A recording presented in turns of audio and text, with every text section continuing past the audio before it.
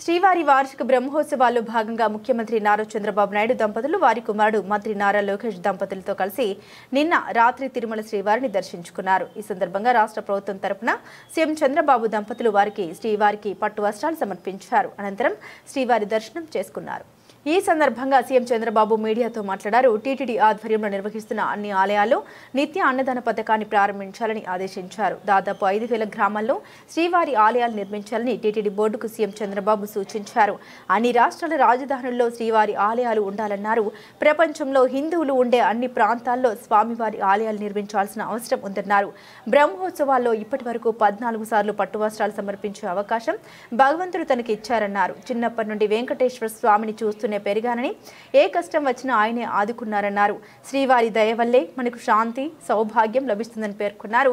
అనంతరం చంద్రబాబు కుటుంబ సభ్యులతో కలిసి పెద్దశేష వాహన సేవలో కూడా పాల్గొన్నారు. ఆ రోజు నందమూరి తారక రామారావు గారు ఫస్ట్ టైం ముఖ్యమంత్రి అయినప్పుడు ఇక్కడ అన్నదానం ప్రారంభించారు.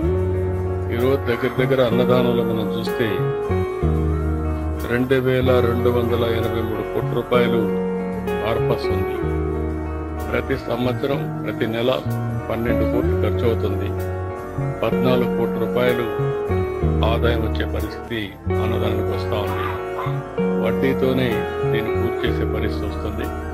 ఈరోజు టీటీడీ బోర్డులో ఉండే మెంబర్స్ని, చైర్మన్, ఈవోని అందరినీ కోరుతున్నా, మీరు కూడా టీటీడీ టెంపుల్స్ ఎక్కడైతే ఉన్నాయో మన ఆధ్వర్యంలో దళిత టెంపుల్స్ అన్నింటిలో స్టాండర్డైజ్ చేసి ఇక్కడ ఏ విధంగా అయితే అన్నదానం కార్యక్రమం జరుగుతుందో అలాంటి కార్యక్రమం అన్ని టెంపుల్లో చేయాల్సిన అవసరం ఉంది.